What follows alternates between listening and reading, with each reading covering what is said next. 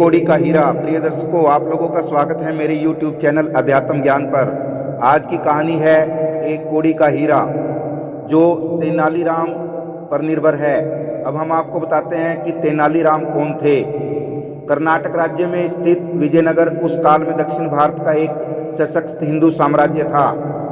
वहाँ कृष्ण देवराय का शासन था जो सन 1509 से 1530 तक रहा। कृष्ण देवराय अपने समय के सबसे अधिक लोकप्रिय, शौर्यवान, बुद्धिमान तथा विवेकी सम्राट थे। उनके दरबार में सम्राट अकबर की तरह अनेक योग्य दरबारी थे, जिनमें तेनालीराम का शीर्ष स्थान था। तेनालीराम का जन्म कर्नाटक के एक छोटे से गांव तेनाली में हुआ था। उसका बचपन का नाम रामलिंगन था, जो बाद में तेनालीरामन पड़ गया। दरबार में यह तेनालीराम के नाम से प्रसिद्ध हुआ। वह बचपन से ही कुशाग्र बुद्धि का था। किसी भी समस्या को तुरंत हल करने की उसमें अपूर्व क्षमता थी। जिस प्रकार अकबर के दरबार में बीरबल की स्थिति थी, उसी प्रकार राजा कृष्णदेवराय के दरबार में तेनालीराम की बहुत इज्जत थी। तो दर्शकों, शुरू करते हैं आज की कहानी, एक कौड़ी का हीरा। सर्दियों का मौसम था। महाराज कृष्णदेवराय के दरबार में किसी पड़ोसी मित्र राज्य का दूत आया और राजा को चांदी की एक डिब्बी और एक पत्थर देते हुए बड़े अदब से बोला, महाराज, हमारे महाराज ने आपके लिए यह डिब्बी और पत्र भेजा है। कृष्णदेवराय ने वह पत्र खोलकर पढ़ा। पत्र में लिखा था, चांदी की डिब्बी में रखा हीरा ईरान के एक व्यापारी का है। मैं इस हीरे को खरीदना चाहता हूँ मित्र, किंतु मेरे राज्य में ऐसा कोई जौहरी नहीं है जो इसकी जांच करके इसका सही मूल्य आंक सके। आपके दरबार में हीरों के कई पारखी हैं, अतः इस हीरे को परखकर उसका सही मूल्यांकन करा दें। धन्यवाद। महाराज कृष्णदेवराय स्वयं भी हीरों के बहुत शौकीन थे। उन्होंने जैसे ही उस डिब्बी का ढक्कन खोला तो हीरे की चमक से उनकी आंखें चौंधिया गई। डिब्बी में अंडे के आकार का एक बेहद खूबसूरत हीरा जगमगा रहा था। राजा ने भी इतना बड़ा हीरा पहली बार देखा था।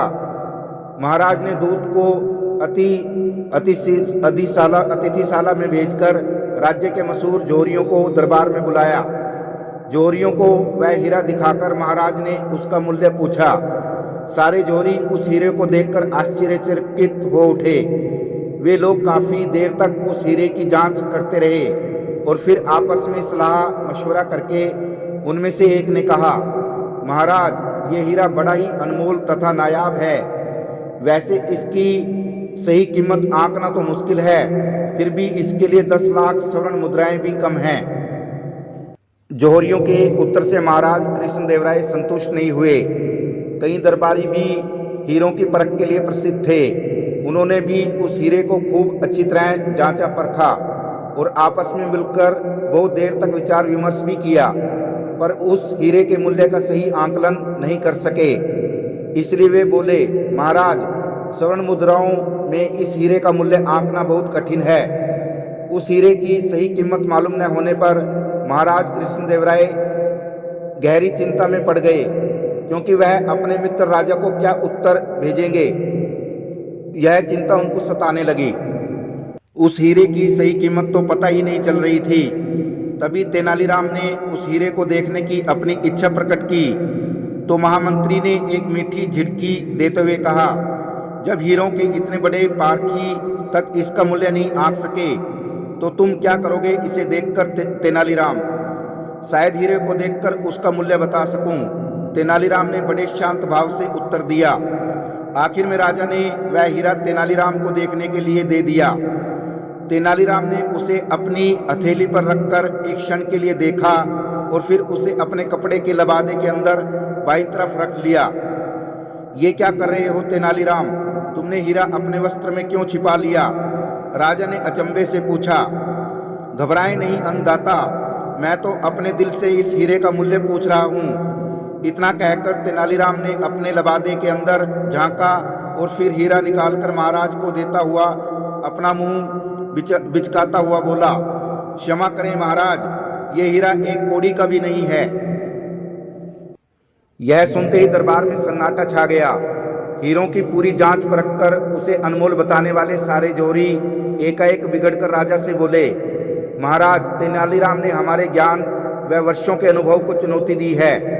इससे कहा जाए कि या तो वह इस हीरे के बारे में अपनी कई बात को साबित करें, अन्यथा हम सभी से अपनी इस गलती की क्षमा मांगे।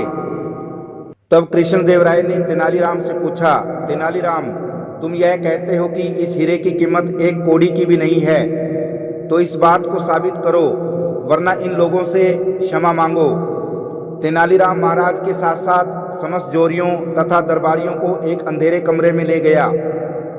वहां उसने उस हीरे को एक मेज पर रख दिया और कहा, अब कोई बता सकता है कि मैंने हीरे को कहाँ रखा है?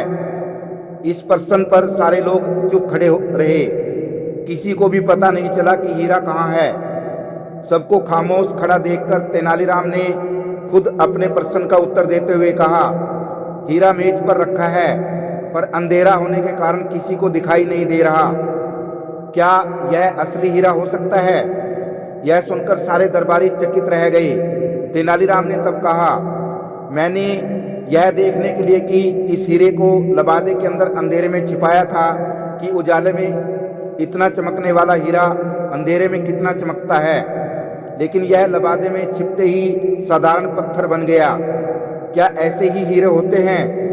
अब और कुछ कहने सुनने की आवश्यकता नहीं थी। महाराज कृष्णदेव राय ने तब अपने मित्र राजा को लिख दिया, चांदी की डिब्बी में रखा हीरा नहीं, कांच का एक टुकड़ा है।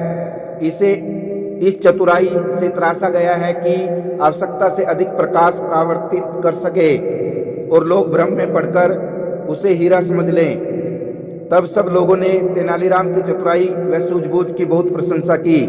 प्रिय दर्शकों, कैसी लगी आपको ये कहानी? यदि ये कहानी आपको पसंद आई हो तो वीडियो को शेयर करना और चैनल को सब्सक्राइब करना। जय सिया राम, जय श्री कृष्णा।